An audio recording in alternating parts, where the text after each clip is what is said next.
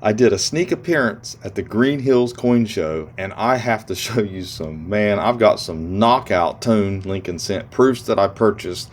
I have some commemoratives, and I also want to share, how much I made. I also want to share a deal that fell through when I was trying to make a deal with another dealer. And I also caught CoinOp, Robert Lawson from CoinOp on camera. Man, I just put up my camera and I got him. So stay tuned. But first, here's my website, portsmouthcoinshop.com. It's right up here. A lot of these coins will be up on the site if they haven't already sold. Typically, I get them up before I put the video up. But otherwise, we do have a lot of nice coins up here. Like I said, I have the mint errors. I have graded Morgans. I have some gold left. Not much gold left. But if you get a chance, over here to portsmouthcoinshop.com and check it out. So first, let's talk about this. I have this coin. This is a 50 peso gold. Okay? And it's upside down in the holder. It's a really nice coin. And what happened was I put it back for a customer, and it looks like they're not going to be able to buy it. And I thought, you know what? I'm going to take it to the show. I know a dealer, and I know that he kind of deals in the world coins, and we'll just see if he wants it. Well, he was interested in it, and we were trying to find a price point. The only thing I could find was 2 years ago, 2020, one of these sold on Heritage, and it sold for less than what they're selling for now. Other sites have it for sale, over $4,000.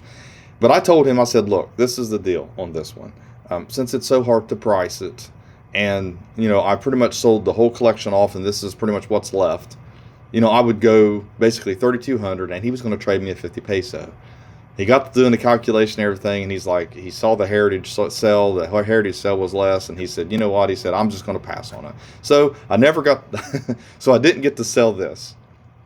So anyway, I'm going to put it up on the website, and we'll see if we can make a deal, or maybe I'll just sell it to another dealer in the dealer groups. But these are nice coins, but with 65 designation on it, being upside down in the holder, it's a hard sell. So then I'm sitting at the coin show, and I'm going to show you the coins I bought first, but I want to share this with you. Robert sits down across from me from CoinOp, and some of you know him. If you don't know him, he has a channel, and he does some auctions over there. And I thought, I'll just give him a little plug. So I raised up my phone. I got him. He didn't even know I was videoing him. So we'll share that. So let's take a look at that real quick. There's Robert. I finally made it to the Greenhills. Tell him, just go ahead. Your auctions. You have your auctions. We have auctions every Monday, Wednesday, Friday. Monday and Friday we have them at 7 o'clock p.m. Eastern Standard Time. Wednesday at 3 o'clock Eastern Standard Time. There you go. How's that? For those of you who don't know, this is CoinOp. The face of CoinOp. There we go. And we're just sitting here just talking, just having a good old time, talking about coins. Finally made it up here. Thanks, Robert. Appreciate it. Not a problem. See, I got him pretty good there. So anyways, let's share some of these coins that I purchased. I want to show you these. Here is a PCI holder, okay? And this is when they were down in Georgia. This is an old green holder, and they are considered more conservative than the old green holder. This one here was graded Mint State 63 PQ, and I completely agree with the grade on this one. And there's the reverse. It's a really nice looking coin. And then here's the brown holders, which is considered their more liberal holder. But I still think that's a nice coin at 63. It's an 1881. And here's the reverse of that one. That's a pretty nice looking coin there. Then we have an 1884, and this is another green holder of theirs. And like I said, if you can, a lot of times you can find nice coins. Now, I think this coin's a little bit better than the 63, but I like these holders. I used to send the PCI a long time ago. I used to it's one of the companies I sent to just to see. I'll tell you what happened. I have a really bad horror story there because they were down in Georgia. I sent them a load of graded Eisenhower dollars and a Morgan dollar, and they called me up and they said the package is coming back because it came to them completely opened. And did I put insurance on it? No. I mean, I lost like $300, man, and I learned my lesson the hard way. So here's a 1904 Mint State 64, and this is their brown holder. It's a pretty nice coin, but it's on par with the 63s in my opinion. But like I said, it's just sometimes the differences between a 64 and a 63 are just almost opinion. Not really a whole lot of difference. If you have a 64 that is not very strong, it's kind of on the weak end of a 64 as far as marks is concerned, then you have a plus 63. There's not going to be a whole lot of difference in those two coins. Then I purchased a couple of these, and I didn't want to pass them up. They're actually Civil War tokens. And during the Civil War, people were hoarding coins, okay? And so people started making store tokens and patriotic tokens, and they were actually banned pretty much. I mean, they made them illegal.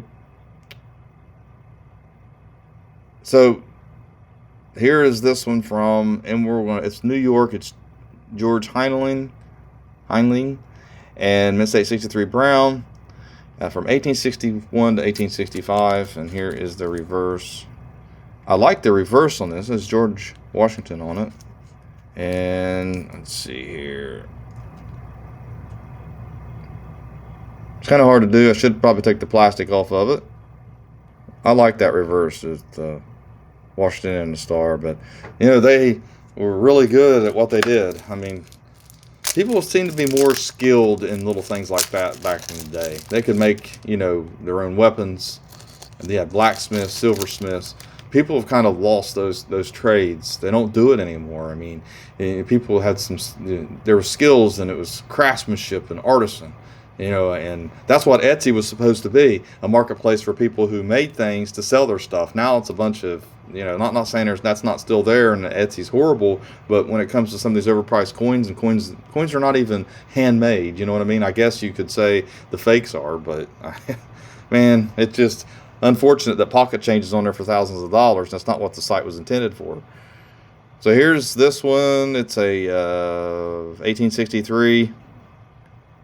And it's a Stondinger's, and it's a nice one too.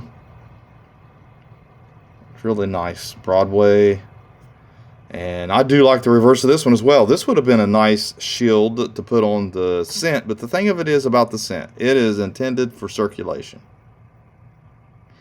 And with that, they're going to put a simple design on it for various reasons, because it's cheaper and the dies last longer.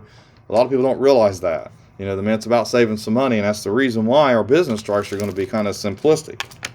Now, I know the quarters, they've made them complicated a little bit, you know, as far as the designs, you know, doing the American the Beautiful and the state quarters. And now recently, you know, they're doing quarters with other designs. But you can see with the Delaware, the issues they had with both of them, the Tuskegee and also the Delaware quarters.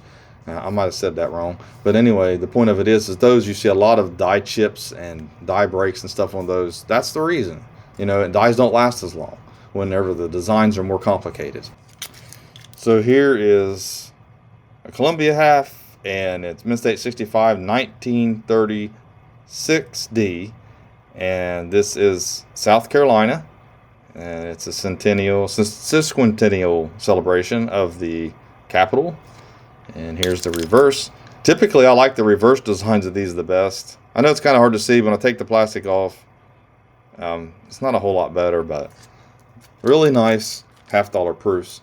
And really, the more I buy these, the more I like them myself. I never paid a whole lot of attention to them, and I think that's what a lot of people run into. These are low mintage issues. They're silver.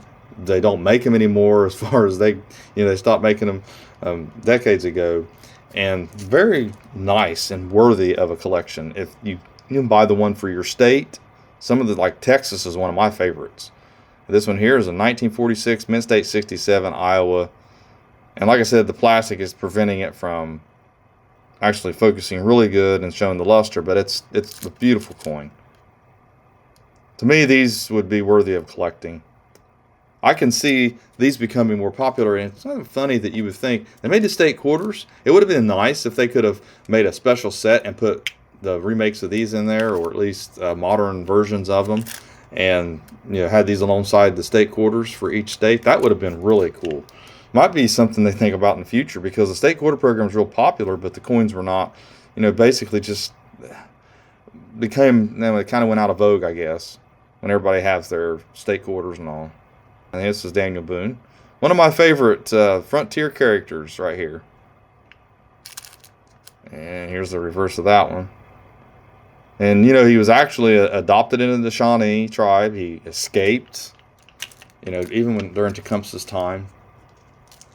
I mean, he was a pretty tough guy.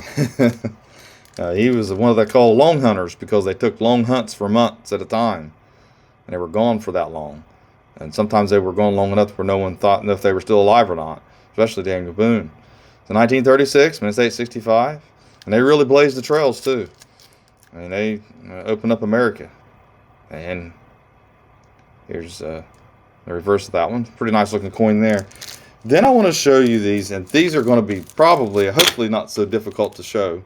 But I bought these, and they are just stunning to me. I mean, just stunning. I love, everybody says I love, you know, bright white Morgan dollars and silver coins, and I do, but I do love vibrant collars.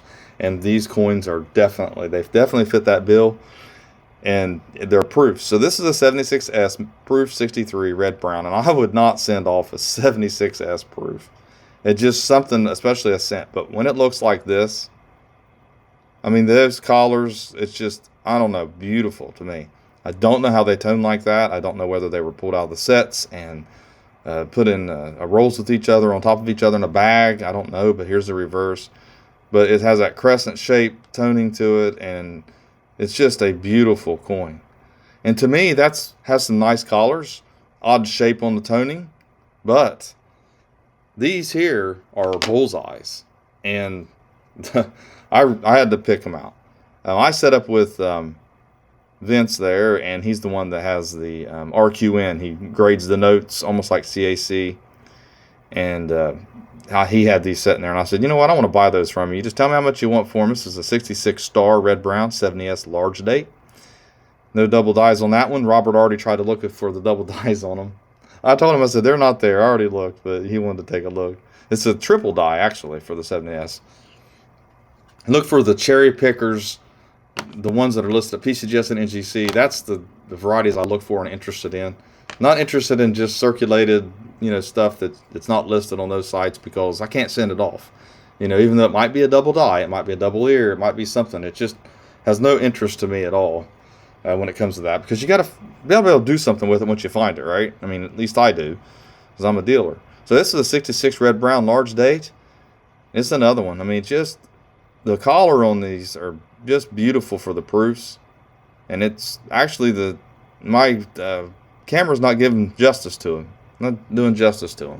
Here's the reverses. This is not really anything much on the reverse, just a little bit.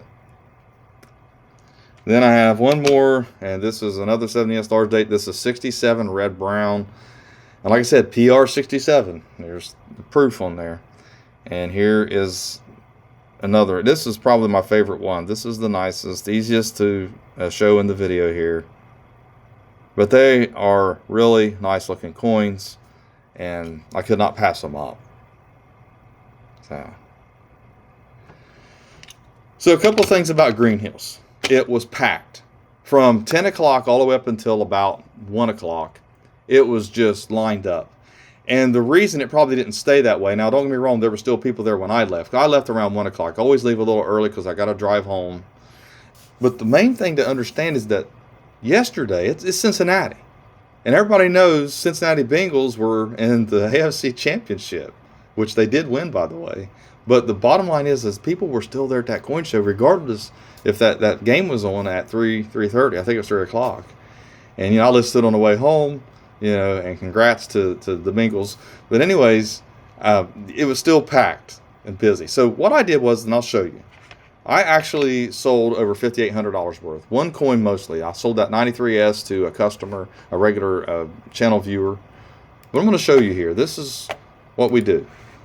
So I made, or at least I grossed, $58.97. Okay, and this is my point of sale system. I can go down through and I can see every single sale that I had. As you can see, the one sale was the most. I sold a little bit of silver eagles. I sold some silver rounds. I saw so many people that watched my channel. I was really surprised. There was probably about 15 people that came up and shook my hand or bumped fists with me that actually watched my channel. I appreciate it, guys. I really do. So here is how much it cost me to buy all of these coins right here. And then down here is how much I basically, you know, netted. Now, obviously, my time, I was there. I got up at 5 o'clock in the morning, and I didn't get home until after 5 in the evening. So that was a long day. And also, you know, you talk about how much, as far as gas and eats and things, you have to take away from that. But made it enough to worth it to be able to go to the coin show. I'm glad I made the decision to go. I got to see some people I hadn't seen in a few months. So that's always nice too. So, you know, I didn't make one deal. I made another deal, and then did pretty good overall, and bought some really nice coins to show in my video here. So I enjoyed it. I love doing it. That's the reason I do this. So thanks for watching my latest video, and hit the sub button. And that way, if you subscribe, you like these videos, and have a great day.